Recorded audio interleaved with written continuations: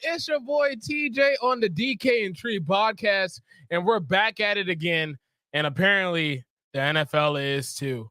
Um, boy, oh boy, oh boy. I hope everybody's doing well today. I hope everybody's having a great day so far.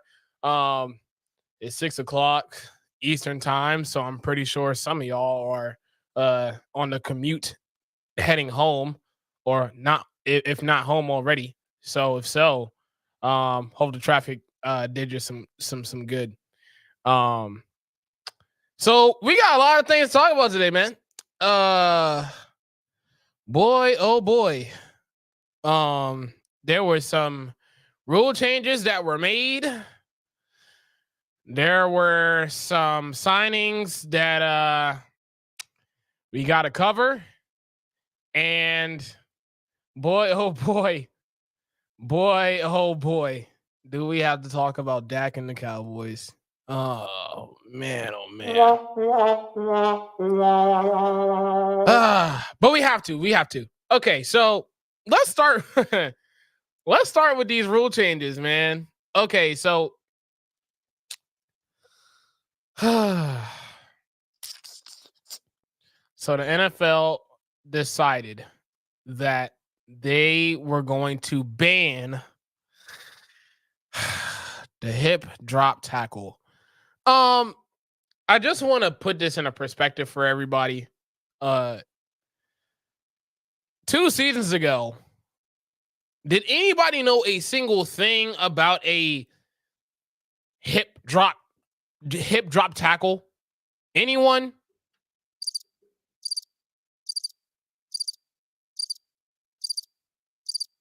Anyone? I didn't think so. You want to know why? Because it wasn't a thing 2 years ago. No one was talking about a hip drop tackle 2 years ago. We have a couple injuries that happened last year, which, by the way, were not done intentionally. Caused for some Mark Andrews, Tony Pollard to get hurt. Well, now we're just going to ban it all together. Okay, so now I wonder, as the NFL, what are we doing? What are we doing? Right? Because if you remember,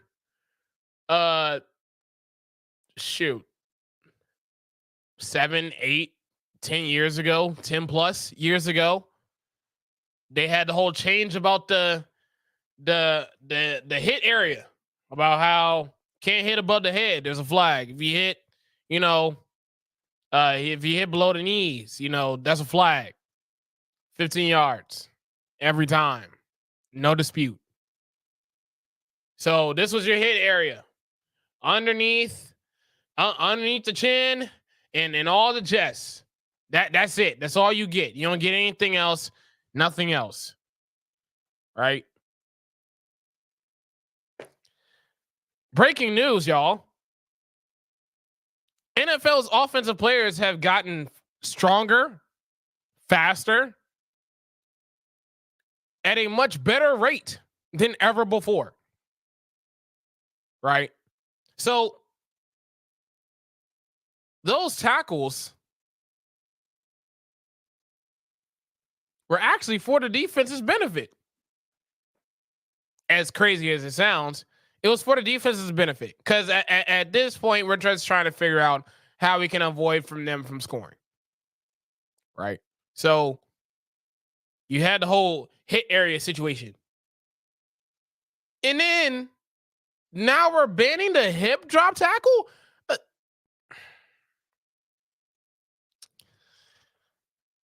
A move that the NFL as a whole,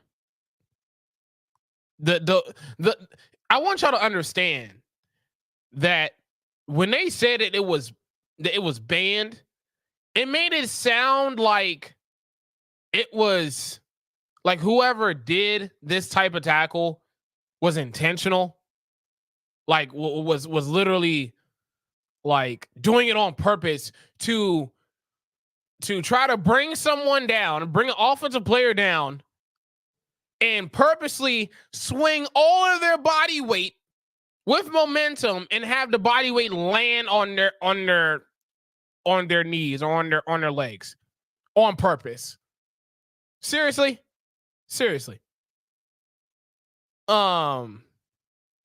It just boggles my mind. It just boggles my mind. And hey, maybe it's one of those scenarios where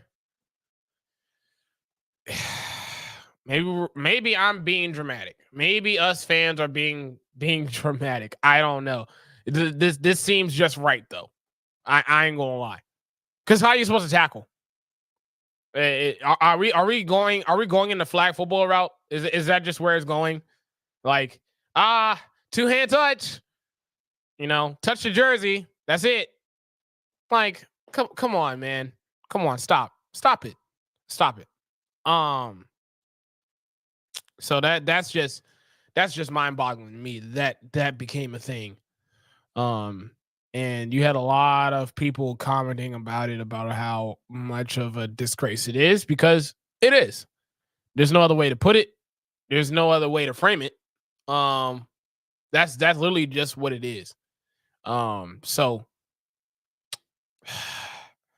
you gotta wait and see how bad it is, because it will be bad. I'm gonna tell y'all right now.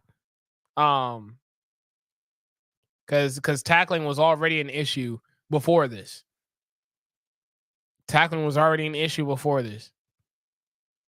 And now you're putting the defensive player in a bind again because of something that is not even intentional.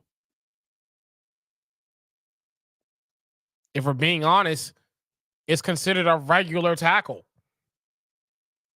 But now we're taking that away because why not? Come on, man. It's insane. So, that just drives me nuts. But then there was another rule change. And this one, when I saw this, I was like, okay, this is, what are we doing? So they changed the kickoff again, where the kicking team and the receiving team are basically the blockers between the two are basically 5 yards within each other. And the blocking doesn't start until the kick returner,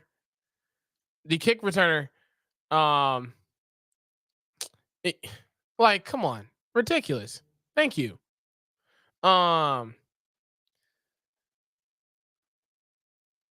The blocking doesn't start until the return man starts running down the field. Now, maybe this is something where I need to just sit back and watch and see how this actually goes. But if I'm on the field,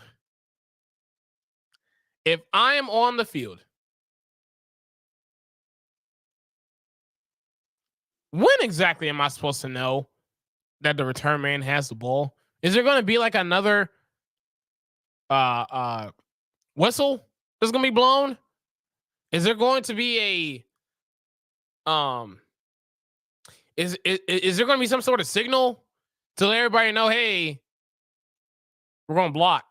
Let's start blocking now. Like, what are we doing?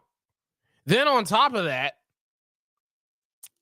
I that's why I find this whole hip drop tackle thing, that being banned, being so funny, but then they implement this. It's so funny to me. So the reason why the kickoff situation throws me off is because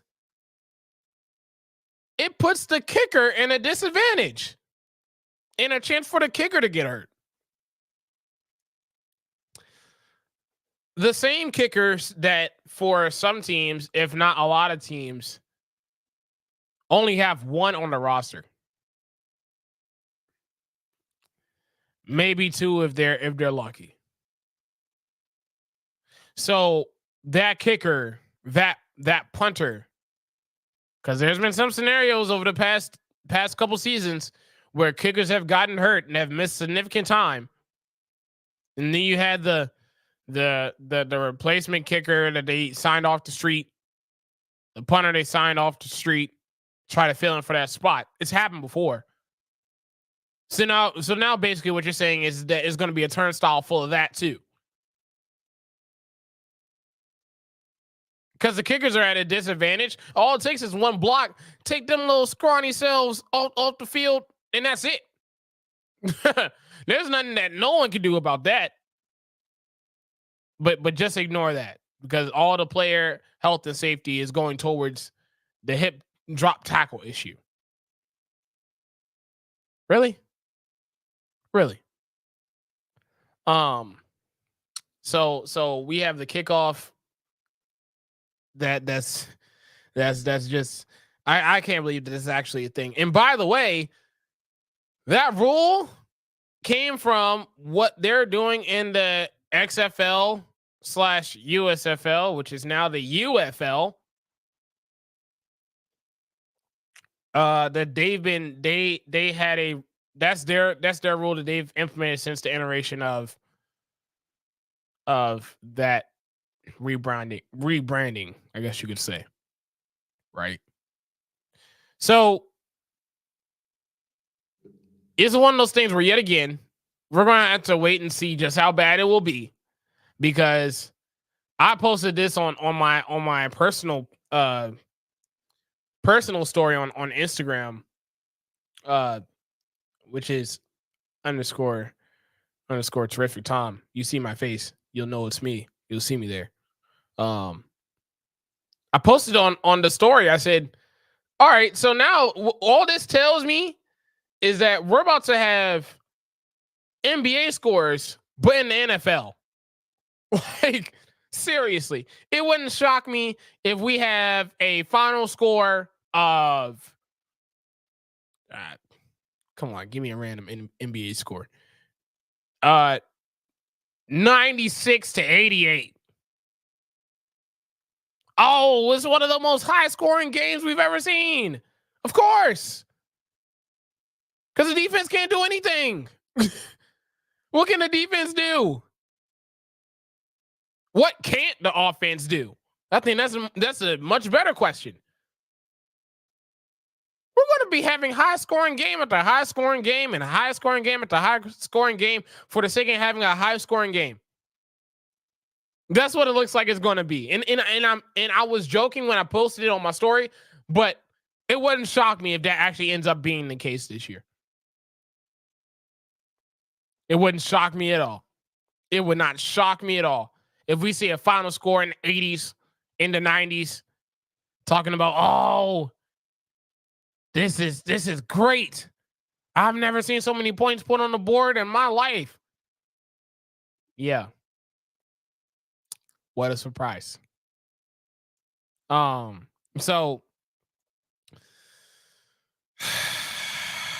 I ain't gonna lie, NFL, y'all. I don't know what to say anymore when it comes to them, man. Like they are making certain decisions that I'm just trying to figure out why. Like why do it? Why do this stuff? But let's wait and see how bad it is, because that's exactly where it's headed. We had a couple huge signings today. Well, not today. Well, one today. One from a couple days ago. And I want to talk about L'Jarius Sneed getting signed in a sign and trade with the Tennessee Titans. The Titans paid L'Jarius Sneed a 4-year, $76 million deal. Now, I don't know about you, but when I shared this news with Davis, co-host on the show. Love you, man. Hope you're enjoying wherever you're at these days. I know you're flying around somewhere. I told him the news, and the very first response that he had was, "Where is Tennessee getting all this money from?"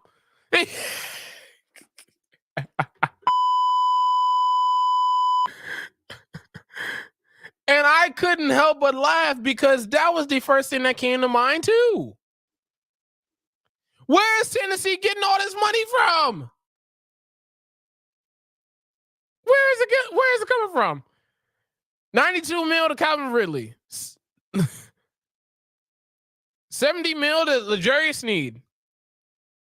Like, my God. It's unbelievable what Tennessee is doing right now. And it has me thinking,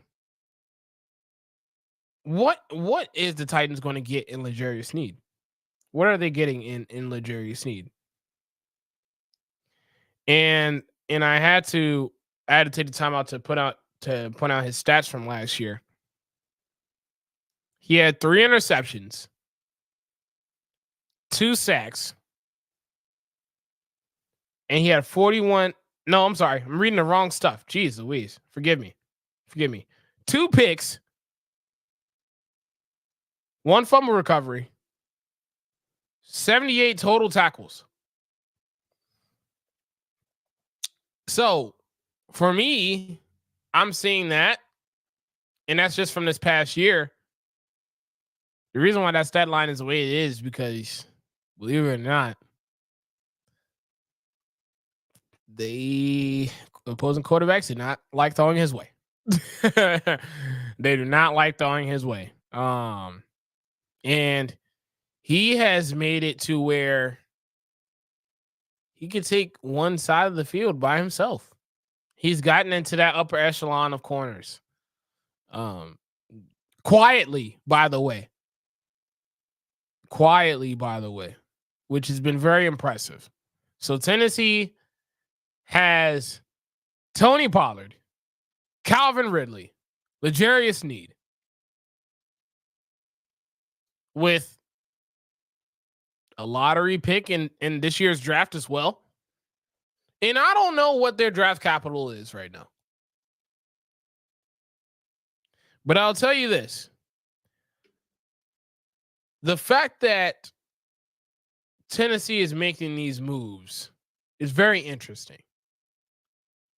Because this was a team last year who, sheesh, at one point, we just thought that they were just going to get the number 1 pick because that's just how bad it was going to be. The amount of injuries that was going on in Tennessee, the issues that was going on at quarterback with Tannehill and Will Levis, and then, Malik Willis. That was a whole thing. That was a whole conversation during the year. And you had all this going on last year. Was not a great year for Tennessee. You get rid of Mike Vrabel.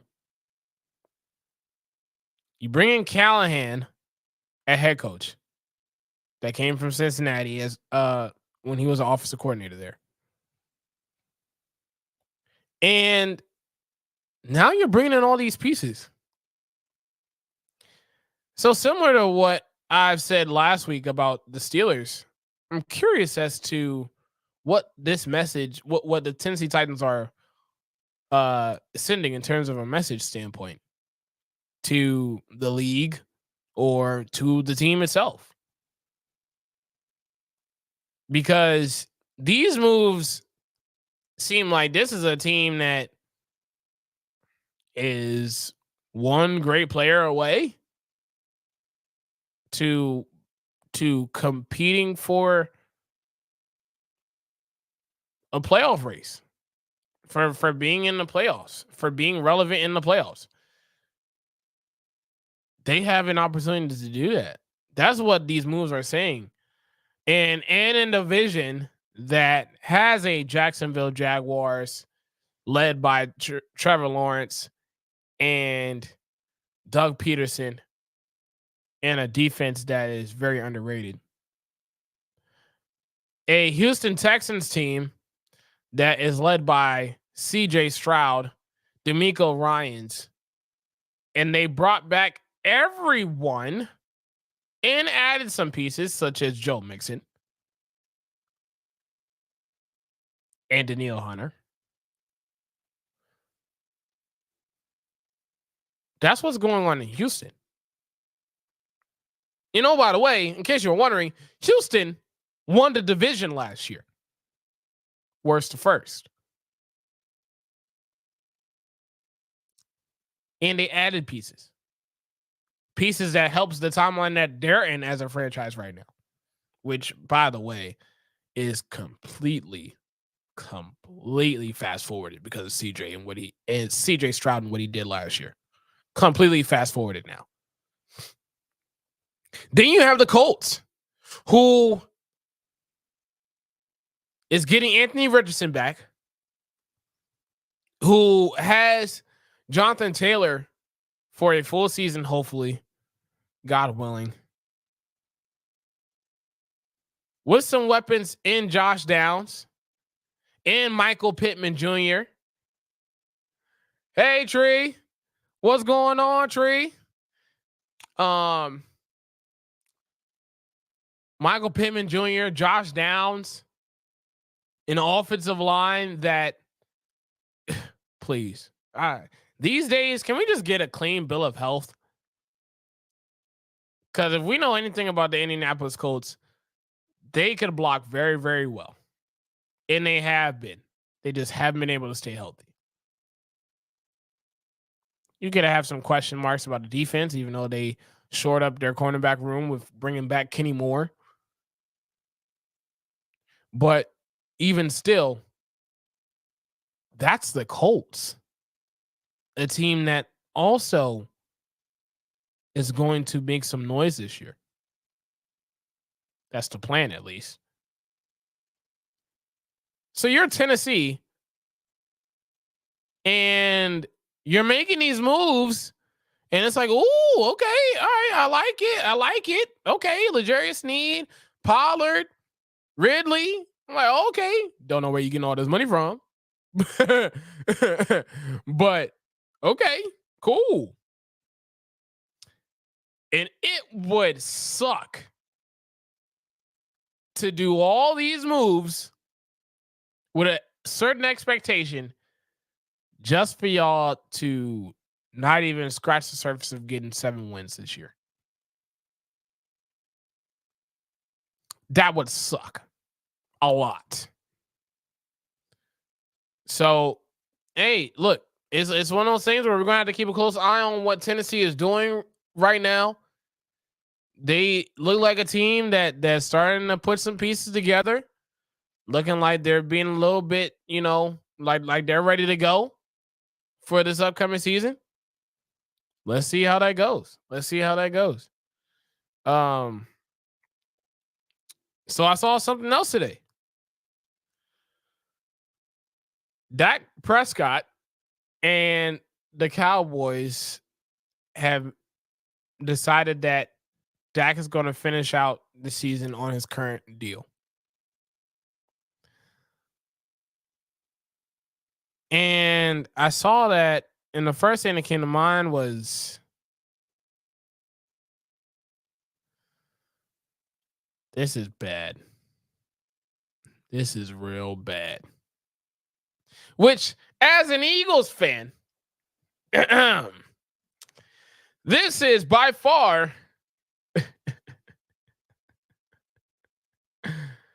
one of the best feelings in the world. I ain't gonna lie. I'm sorry. I'm sorry. It just is. It just is. Seeing Cowboys having to struggle with any sort of misery for the whole world to see is a sight to behold. I will say that. And so when I saw that Dak is going to finish his year out on his current deal, I said, so let me get this straight. Dallas did absolutely nothing all off season, all free agency. I'm sorry, because of the fact that they couldn't figure out Dak's contract. Just to still not figure out Dak's contract? Just to not figure out Dak's contract still. Because the conversation is they missed out on Derrick Henry, on a Calvin Ridley, even names like that. Because, hey, we're still trying to figure out Dak's deal. All right. Which, by the way, is pretty insane when you think about it, because Dak, the asking price for Dak is $60 million. And I don't know about you, but if there's one guy I am not giving $60 million to, it's a guy who hasn't done a whole lot of success for me in the playoffs. Just not going to jump out of my seat to do that. That's just me personally, though. If you want to reward him for his service during this time, post Tony Romo and things of that nature, if y'all want to reward him for winning games, okay. I guess. But what are we really doing here in Dallas? Outside of CeeDee Lamb, there's no one on the receiving core. You might address that in the draft. Oh, wait. You're not going to be able to address that in the draft. Or maybe you do, but you're not going to get the full. You're not going to really get the top of the top. You want to know why? Because Dallas don't have a whole lot of great draft capital this year also, which is a concern. Because that was the only caveat that I had for Dallas was, hey, you know what? Maybe they're not doing all these moves in free agency because they're going to address a lot of those issues in the draft. Then I looked to see how many draft picks they have for this year, and I was like, they don't have a lot. So not only do you miss out on key free agents that could help your roster be better than it was before. And by the way, there's still some guys that still haven't been picked up yet that I haven't seen a word about them talking to Dallas. How about one that was on your roster last year, Stephon Gilmore? Haven't heard a word about him even coming back to Dallas. Not a single word. And so when you're looking at that and you're hearing this, it's like, okay, so we got past free agency. And we didn't do much because of Dak's contract and them trying to figure out that situation. We're kind of in the final stages of free agency, like the hyper free agency right now, if we're being totally honest. There's still some guys left that haven't been signed. They're not the top of the top in this free agent class, unfortunately. So couldn't do much because of Dak's contract. And that's why you couldn't get key free agents on your roster. And now y'all really can't get a deal done? Like at all? At all. And then, like I said before, the caveat is, hey, we don't have to worry about this because we got some picks in the draft. We're going to be fine. But you don't have a whole lot of picks to choose from in the draft. So I asked Dallas Cowboys front office, what is going on? I ain't gonna lie, because the way that this is going, it already looked from the outside looking in that this was going to be a rough year for Dallas Cowboys on this upcoming season. It's looking like it's going from bad to worst. Bad to worse. So, I mean, and the thing with Dak is, again, if you want to reward him for winning games, if you want to reward him for what he's been able to do post Tony Romo, if you're gonna reward him from that, go ahead. $60 million is not my price range whatsoever. But hey, if that's what y'all want to do, by all means, go for it. But now, this leads to another point that I thought about too.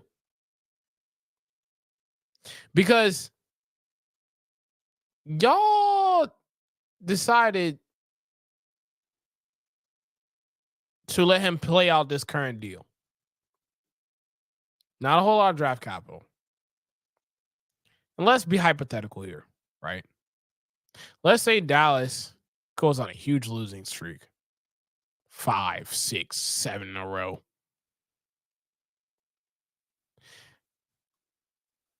Then you got the fan base involved now. A fan base who, by the way, was already talking about, can't stand Dak. We can have anybody else but Dak. Don't like Dak. Dak this, Dak that. All this other stuff. Year in and year out, by the way. As Davis will tell you, Dak's not the answer. All this other stuff. This is the noise that everyone has said when it comes to Dak Prescott as the Dallas Cowboys quarterback. You have that losing streak. You pull Dak. I hope you don't think that come this offseason, the following offseason, that there's going to be a market for him. A huge one, because it won't be. If you think you're going to try to trade him before that June or July 1st mark of having to pay him, it ain't happening, Chief.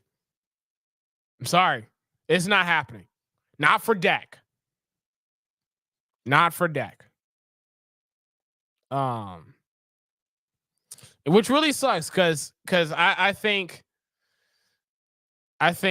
Dak is I feel like any Cowboys quarterback, and I don't feel bad for them per se. Sorry, not sorry. But it's almost like a Dallas Cowboys quarterback cannot catch a break. Every single year, they either do really, really well and no one believes that they'll go further than what they already have, or they don't, and then everybody wants to get rid of them the following year. You like it, I love it.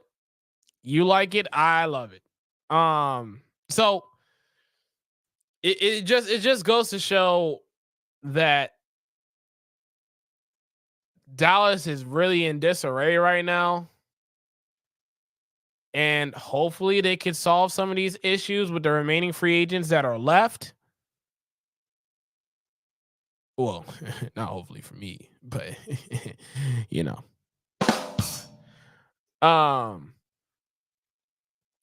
But hey, maybe they address some of those issues in the draft with the remaining free agents that are left. But if not, this is gonna be one long season for the Dallas Cowboys. A long season that, might I add, I will love. So, Just wanted to put that out there. So we had another signing today of the Steelers picking up Cordarrelle Patterson, the return man from the return man / running back / wide receiver. I feel like he plays every single position these days. Cordarrelle Patterson, coming from Atlanta last year, didn't get a whole lot of playing time last year. I know he missed some time due to injury. But they signed him. They signed him to a 2-year deal. Steelers signed him to a 2-year deal, and it was one of those things where I said, "Okay, cool, okay, 2 years, $6 million. All right, I like it." So now I gotta ask again about Pittsburgh. Is what do these moves? What are you telling your fan base with this move? Because to me, on the outside looking in, what this move means to me is that Pittsburgh is not too far away from being a contender. And I'm not talking about a fringe playoff team like they've been the past couple of years. They're making moves like we for sure have a top 10 roster. And now we're just putting in a lot of plug and play. Cordarrelle here. Russ here. Justin here. Like, that's basically what these moves are telling me.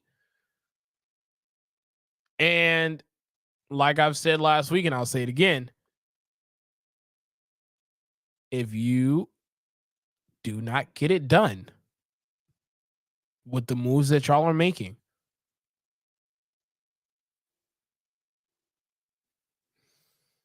it's going to be rough, extremely rough. Next offseason might be the loudest Pennsylvania has ever been in its entirety.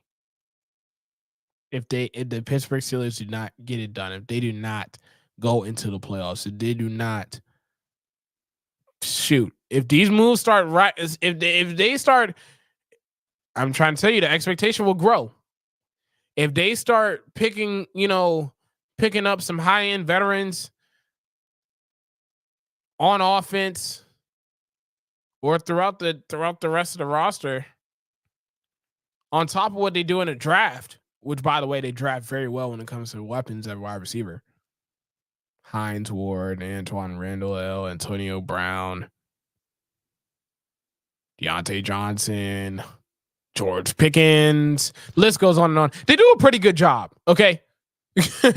They do a pretty good job. So y'all making these moves, and I look, I'm not critiquing the moves. Let me make something very, very clear.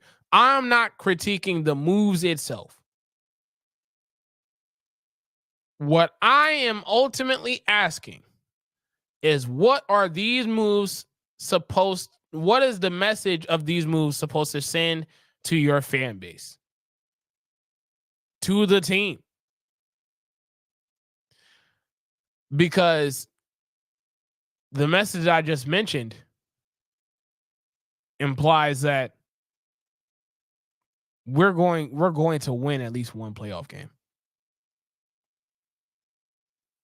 We're going there's no if, there's no if we have these different scenarios, then we might make it in, we might squeak in there. No. The moves that y'all are currently making are signs that y'all ready for postseason football. Which is fine. If y'all really believe, if the Pittsburgh Steelers front office really believe that that's the timeline that they are on, then go for it. Totally fine. Just know that if y'all do not get the job done, there's going to be a lot of noise. A lot of noise that you would have wished never existed. And then you're going to try to I could already see it now. There's going to like if they go on a losing streak, I can already hear it now. Oh, they're going back at the fans. Oh, the fans aren't loyal. The fans aren't this. The fans aren't that. Oh no. Fans are justified. The fans are justified. Y'all made these moves. Y'all are starting to bring in some hype to this team. Whether it's not, massive or not. There's a lot of intrigue about Pittsburgh Steelers football these days. So the expectation is that with the moves that y'all are making, that y'all will get it done and win a playoff game.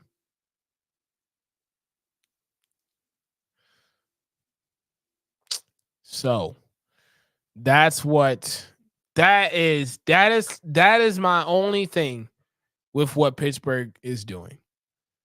And hey, like I said, if that's what they want to do, by all means, go for it.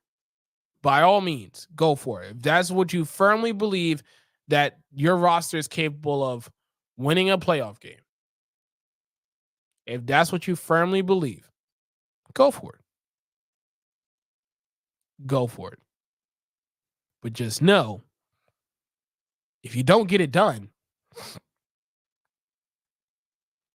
there's going to be a lot of eyes. There's going to be a lot of noise. There's going to be a lot of stuff that people's going to have to say. And when they do, I personally don't want to hear a whole lot of pushback. Me personally. So, just wanted to put that out there. Pittsburgh front office. So, the NFL has officially lost its mind. Dallas has lost its mind. Pittsburgh is low-key having an identity crisis. Tennessee is finding money from an imaginary vault that none of us knew existed. And be prepared for some high-scoring football, baby, because the hip drop tackle and the kickoff being changed, the kickoff rule change. Oh yeah. It's expect some high-scoring games. Expect some high-scoring games. Expect a final score of a final score of a 107 to 93, like the NBA. Be prepared. Be prepared. Because with these decisions that they're deciding to make, oh boy, it's quite insane. I ain't gonna lie. It just is. So again, thank y'all so much for joining me and watching the DK and Tree podcast with your host for tonight, TJ, on the ones and twos. Thank y'all so much for watching.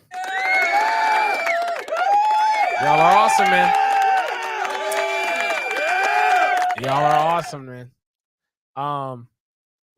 If you're watching this on YouTube or on Twitch, like, share, subscribe, and ring the bell icon for notifications, because we're going to drop this stuff every single week, every single Tuesday. Or if there's any chaos that ensues before then, we might be on before, right on that day. So it may not just be a Tuesday. It may be any day. So thank y'all so much for watching this show, man. It's been awesome. And follow the DK and Tree podcast on any and all platforms. Facebook, Twitter, I'm sorry, X. I still to this day can't get used to saying it. YouTube, Twitch, And we're signing off, man. We're signing off. So thank you.